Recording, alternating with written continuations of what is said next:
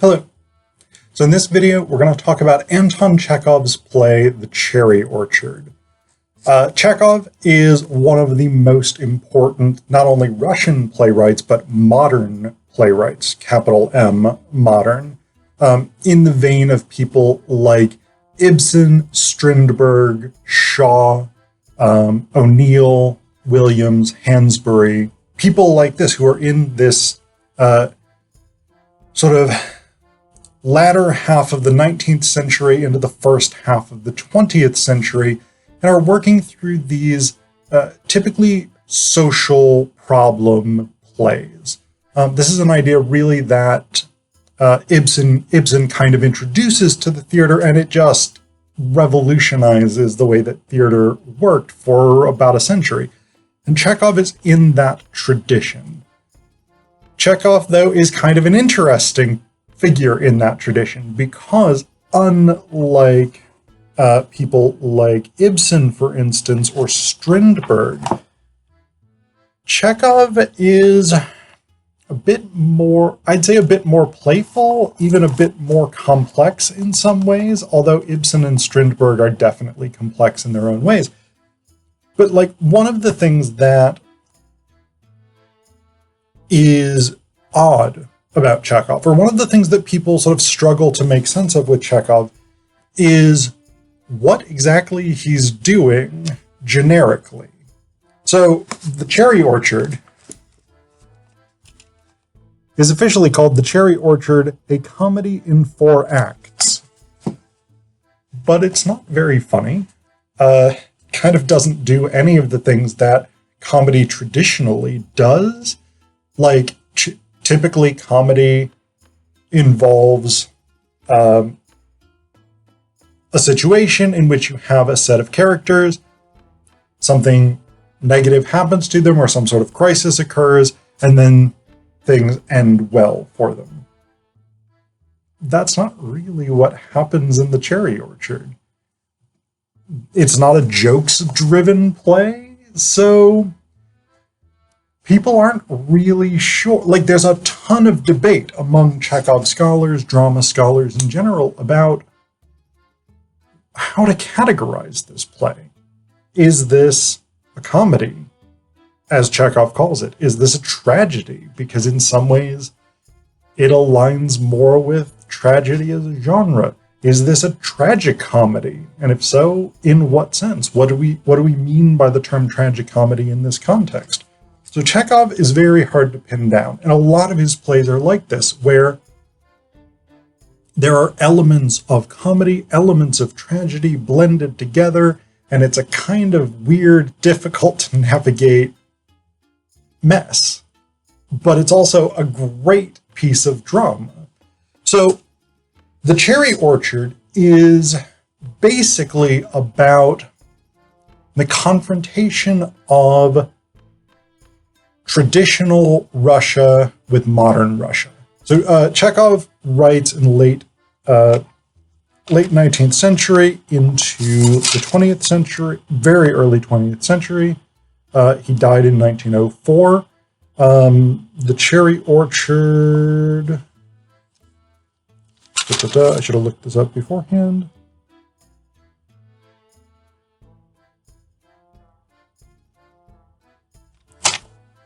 I think The Cherry Orchard comes out very shortly before his death, though I may not be absolutely correct about that.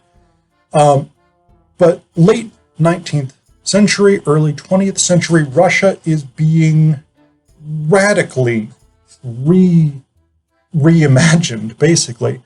In the 1860s, you have the abolition of serfdom, which in principle radically changed the Russian social order. It basically meant that peasants were no longer owned by the landowners. In practice, it probably didn't change that much for most people. They just became sort of minimally waged laborers on the same estates that they had been, that their ancestors had been serfs on. But theoretically, they were now free. By 1905, you actually have an attempt at a revolution in in Moscow that attempts to overthrow the Tsarist regime. It's not successful, but it does force reforms. So a lot of change is going on. And that's essentially what the Cherry Orchard is focused on. I actually think if there's a motto of the Cherry Orchard, it comes from Lopatkin, Yermolai Lopatkin, or Yermolai Alexeyevich Lopatkin, who's a business person. I'll talk more about him later in this video because he's actually really, really important to this sort of confrontation of the new and old Russia. But he gives this statement because he ends up he ends up buying this estate. The family that owns the estate with the cherry orchard, the Raevskaya family, they are bankrupt. Very, very common. In late 19th century, early 20th century Russia, a lot of landed family were losing their money. And Lopatkin, who buys this estate, says to the matriarch, "Oh, why didn't you listen to me? You dear woman, you dear good woman, you can't ever go back to the past." I think that's the overall theme, this idea that you can't ever go back to the past, that societies move forward, and it's an inevitable process. And all that you can try and do is to navigate that forward movement as well as possible. So we get this idea that the play is primarily about money, about financial concerns, and about the lack of money very, very early in Act 1, Scene 1. We have two sisters, the daughters of the woman who owns the estate, Anya and Varya. Anya and her mother have just gotten back from Paris from an extended trip. And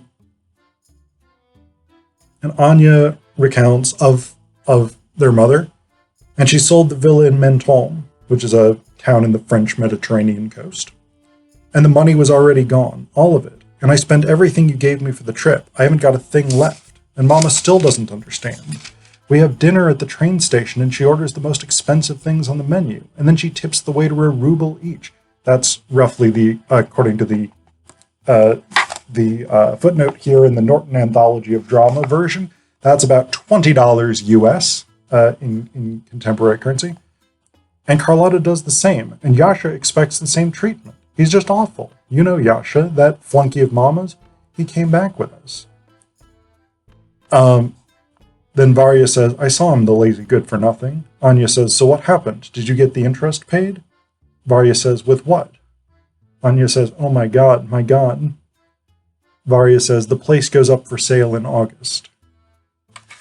And so this is an aristocratic family. This is a traditionally land-owning, moneyed family, but the money is gone.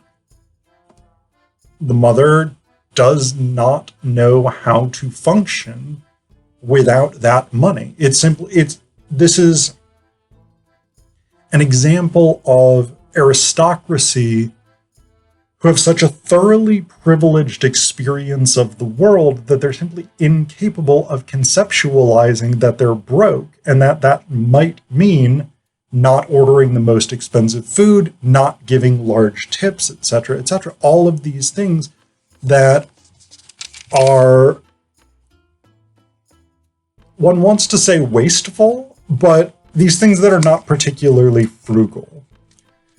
Now, they have options. There are some options, and the option that this family tends to try and go for is to borrow money or to get money from family members. The problem is nobody else has that much money, either that they can give them or that they will give them. So that ends up not being a super feasible plan. But they are also confronted with the reality of the new Russia, an industrializing Russia, or proto-industrializing Russia at the very least. and a Russia that is increasingly turning toward business, turning toward commerce, rather than these sort of traditional agricultural estates. So we have this element within the first act where Lopatkin, who ultimately ends up buying the estate at the end, actually proposes a way out for them. So what he says here is,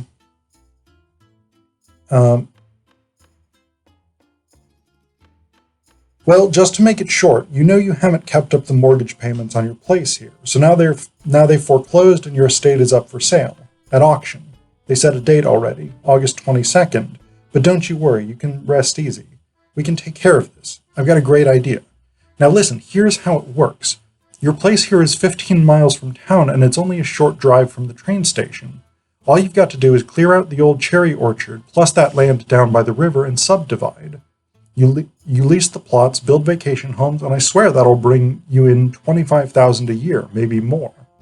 That would be roughly $500,000 today in US dollars, according to the footnote. So Lopatkin proposes this idea that could feasibly keep the estate in the hands of this family if they take out the cherry orchard, which every other year we learn produces cherries that no one wants to buy. And they can subdivide. They can essentially sell this as real estate or rent this out as real estate, and they can make a good amount of money. Gaev says, what an outrageous thing to say. And then Lyubova Andreevna says, excuse me, I don't think I quite understand. And Lopatkin says, you'll get at least $2,500 an acre, and if you start advertising right away, I swear to God, come this fall, you won't have a single plot left. You see what I'm saying? Your troubles are over. Congratulations. The location is terrific. The river's a real selling point. Only thing is, you've got to start clearing right away. Get rid of all the old buildings. This house, for instance, will have to go. You can't get people to live in a barn like this anymore, and you'll have to cut down that old cherry orchard. And then Lyubova Andreevna says, cut down the cherry orchard. My dear man, you don't understand. Our cherry orchard is a landmark. It's famous for miles around. Lopatkin says the only thing famous about it is how big it is. You only get cherries every 2 years, and even then you can't get rid of them. Nobody buys them. It's just not a commercial crop. Gaev says, our cherry orchard is mentioned in the encyclopedia.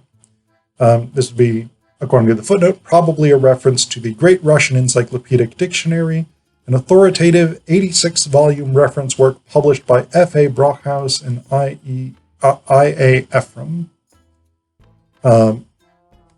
So this becomes the thing, is like,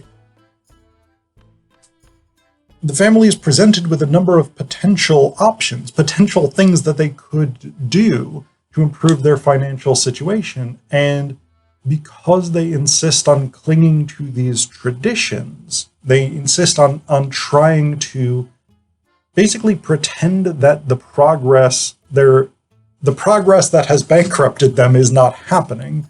And so ultimately they end up losing the estate, and Lopatkin, who is a business person, buys it. And he comes back at the end.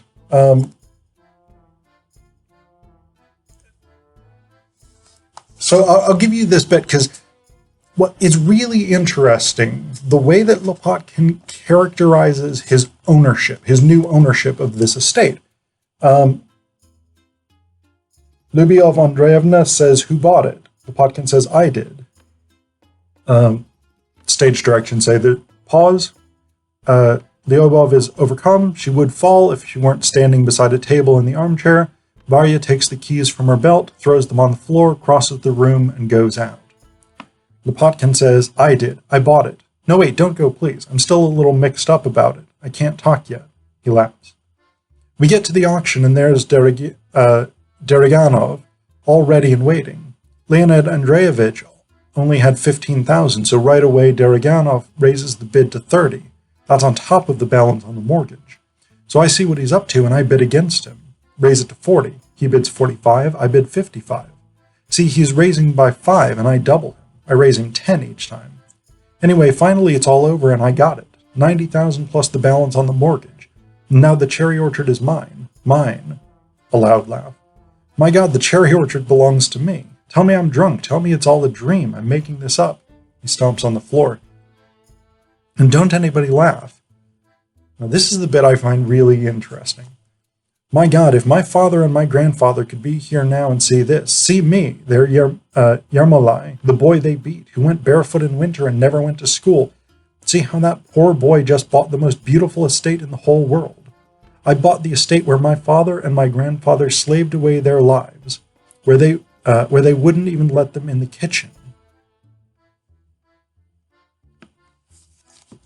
This is the new Russia of Chekhov's time, obviously not of today necessarily. Lopatkin, his father was a peasant, his grandfather would have been a serf. These were people who were owned by the landowners. But because the landowners have clung to tradition, even as that tradition has failed them, and Lopatkin has moved forward with business, with the modernization of Russia, he now owns this estate.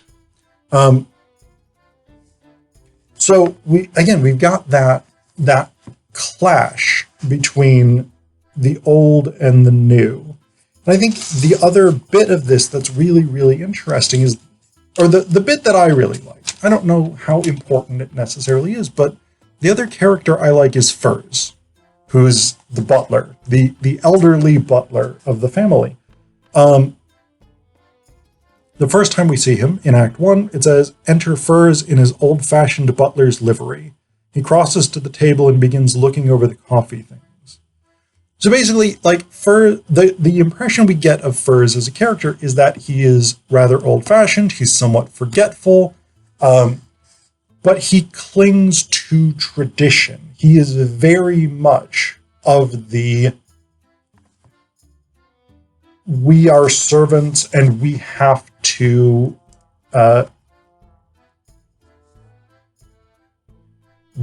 keep things running smoothly for the masters. He's very much in that school, that old school of like traditional subservient servants. And the end is very, very interesting because at the last, the family is moving out, and we get here the stage directions. They leave. The stage is empty. We hear the sound of the door being locked, then the carriages as they drive away. It grows very quiet.